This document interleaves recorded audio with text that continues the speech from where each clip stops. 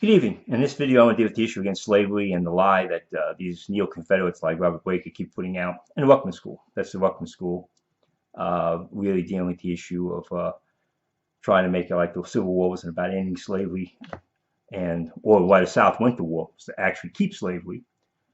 Eventually, the North came to recognize they had to end slavery. And of course, the idea that how benevolent it was all benevolent. The South was always benevolent. They were full of God-fearing Christians, and the North were all full of pagans. So it says here, despite 30 years of philosophizing, denials, obfuscation, scriptural revision.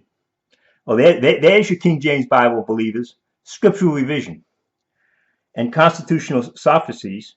If all came down to this, the South was terrified of large numbers of blacks, slave or free. It is not an exaggeration to say that the Civil War was about slavery and in the long run only about slavery. If anyone doubted the relative importance of slavery versus states' rights in the Confederacy, the new Constitution made matters plain. Our new government is founded upon the great truth that the Negro is not equal to the white man. That slavery, subordination to the superior race, is his natural and normal condition. CSA Vice President Alexander H.A. Stephens of Georgia quotes slavery, the proper status of the Negro in our form of civilization. In contradiction to libertarian reference to states' rights and liberty, that's these guys trying to con you on. Like this is like a libertarian issue, a freedom issue, a Christian issue, made by many modern neo-Confederates. That's the Ruckman School. They got a wing in the Mises Institute, guys. You know, that's neo-Confederates come from that aspect also. And Lawrence Vance, for instance, these guys they're rewriting history, people. We're not the ones rewriting history. They're rewriting the history. And I'm gonna give you I'll give you plenty of books to read on it. Make your own minds up. He puts a whole 2-hour video up there trying to justify, trying to tell you that slavery is okay and it's all right, and we the South is full of God-fearing Christians and they treat their slaves, you know, and you know, the abuses were small and relatively, you know, insignificant. That's what he wants you to believe. That's what Ruckman wants you to believe. But then he goes to Genesis 9 to tell you what. That one group of people should be enslaved. That's what he went to Genesis 9 for. Boy, slavery isn't in Genesis 9. Serving of servants is. So, in contradiction to libertarian reference of states' rights and liberty made by many modern neo-Confederates, the rebel leadership made clear its view that not only were blacks not people, but that ultimately all blacks, including then free Negroes, should be enslaved. That was their view, people. These guys are rewriting history about what the Confederacy is. When these guys defend the Confederacy, this is what they're defending. This is what they're defending. The right to enslave a particular race. So they can put all the smiles on they want and talk about how much they know history and say the word Greek, the Greek words is the same for slave as it is for servant, so therefore servant means slave. I was thinking that. In that case. Let's see here. In his response to the Emancipation Proclamation, Jefferson Davis, as the president of the South Confederacy, stated on and after February 22, 1863, all free Negroes within the limits of the Southern Confederacy shall be placed on slave status. Within the limits, let's see, slave status, and be deemed to be chattels, they and their issue forever. Enslave them forever, people. And this gregarious, big, you know, he's smiling at you and laughing. Oh, I won't lie to you. I'm a smart guy. Okay?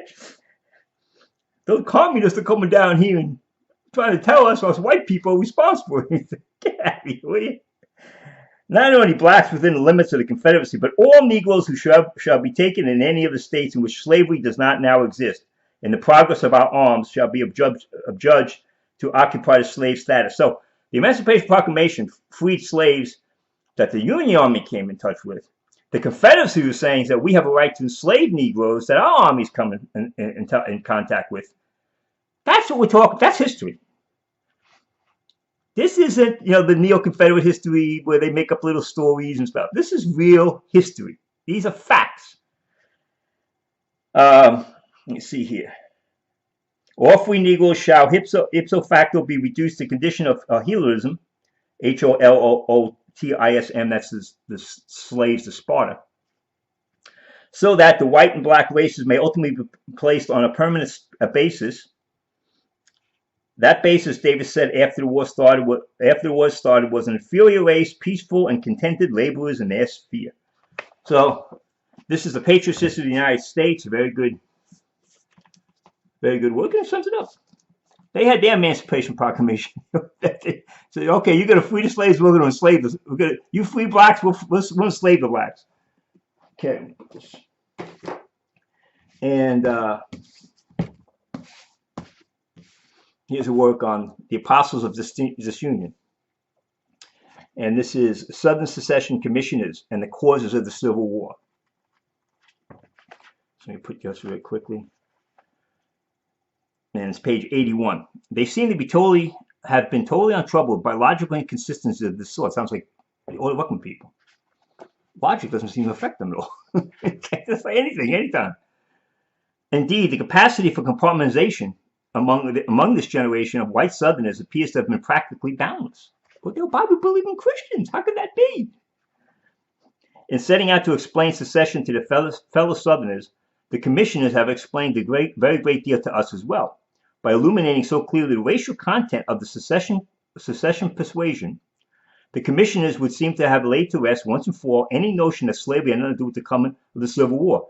Nah, it's about that. Read his thing on the Articles of Civil War. He thinks it's all about tariffs. They've been trying to pull that con on you.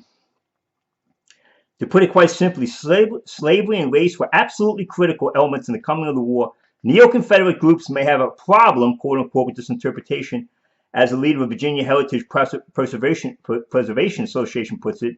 But these defenders of the lost cause need only to read the speeches and letters of the secession commissioners to learn what was really driving the Deep South to the brink of war in 1860, 1861. There you got the Apostles of Disunion, Charles B. Dew.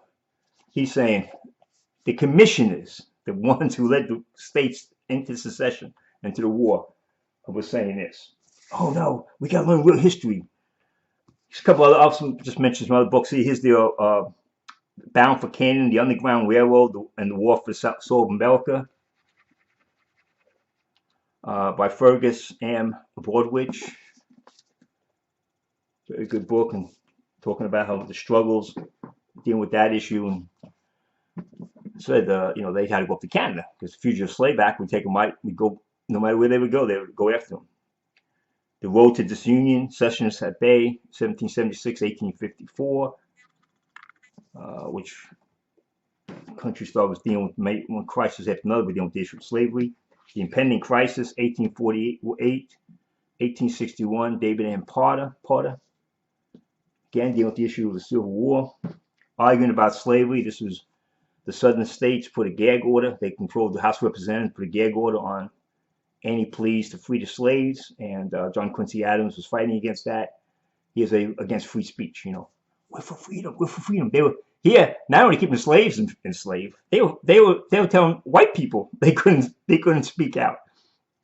This is the arrogance of these guys. The arrogance. When you become a slave, well, that's where you become totally. You think everybody's a slave except you. Confederate nation. See how the Confederates actually lived. Everyone talks about the civil rights issues dealing with Lincoln. You see how they lived here in the South, in the Confederate nation. They're going to have problems with their own states seceding. They shut down free speech, shut down the freedom of the press. They shut that all down. Everyone talks about Lincoln and his abuses. It was a civil war. And we actually held elections. They didn't hold an election. We actually held a national election to re-elect our president. And held, midterm elections, and the Democrats had a right to vote and all that stuff. They weren't allowing that stuff in the South. Shut all that down. The counter-revolution of slavery, politics and ideology in the antebellum South Carolina. Talking about the issue of how the role of slavery played in that issue. Let's see if I can get a preface here. What happened was that the country turned from looking at slavery as a negative to trying to make it look as positive, like Robert Baker's trying to tell you to do. In this comprehensive analysis of politics and ideology in antebellum South Carolina, Manisha Sina offers a fresh look at the roots of Southern separatism and causes of the Civil War. Challenging works that portray secession as a fight for white liberty, she argues instead that it was a conservative, anti-democratic movement to protect and perpetuate racial slavery. Sina discusses some of the major sectional crises in antebellum era, including nullification, the conflict over the expansion of slavery into Western territories, and secession, and offers an important evaluation of the movement to reopen the African slave trade in the 1850s. In the process, she reveals the central role played by South Carolina planter politicians in developing pro-slavery ideology and the use of states' rights and constitutional theory for the defense of slavery. That's what they were trying to do. They were trying to use the Constitution, and that's what brought Lincoln to the forefront. He said this was an attack on the Declaration of Independence. And that's where the Cornerstone speech came out. You're going to believe that more men are created equal, or you're going to say one group of men were made to be slaves.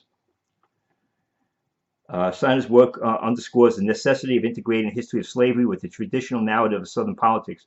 Only by taking into account the political importance of slavery, she insists, can we arrive at a complete understanding of Southern politics and the enormity of the issues confronting both Northerners and Southerners on the eve of the Civil War. So she points out that slavery is was in fact a crucial point of the issue, and they had to make slavery a political good as opposed to an evil that had to be removed, and that was always the intent of the founding fathers. They said we got slavery hopefully would end, and they put things in process so slavery couldn't go into the territories. That slavery would die a slow death. Gradually would end, and then what happened with the cotton gin being invented and cotton being so expensive, making cotton very valuable, slavery basically said, these guys said, no, we're not going to allow that to happen. And they had to reinvent it and say, well, no, the founders were wrong. Slavery is a positive good. And here's one of the Dred Scott case, one of the worst, if not the worst, Supreme Court decision ever made. Roe versus Wade might be another one, they dealing with the abortion issue. But here you go, Dred Scott decision. But stop here, just put this up, and just let these guys con you. And he's putting out as propaganda. Propaganda. That's these all these fucking guys. They just indoctrinating this stuff. They can't deal with thinking on their own. And so they get indoctrinated with this, and tells them what they want to hear, and then they just come out. Gene Kim's got the whole book on ruckus. You should see how he twists James 2 to make that Abraham was justified in Genesis 22 and not in Genesis 15, Genesis 12. He deals with James Knox. He's dealing with James Knox, and James Knox, no faith works. Obviously, when you get righteousness, you're justified. You see how Kim has got to twist it and turn it in order to get around that. Yeah, they don't think Abraham was justified in James 2. He's justified for men, not for God. You get God's righteousness. God has to say justified. He sees his own righteousness. I want to stop with this up and be doing some issues with Stephen Anderson, his lies about Romans 11, and going into some other issues here, hopefully. But this has to be played out. Christians are supposed to be thinkers. You're supposed to think for yourself. That's why you have a King James Bible. You'll believe a priest. That's your responsibility. And that's why you prove all things. And when a guy gets up there and starts conning you, you got to call him on it. There should have been 20 videos made against this guy's video. There should have been 20 videos up against this guy for what he's putting out there, that garbage. He should have been denounced. Amen. Thank you.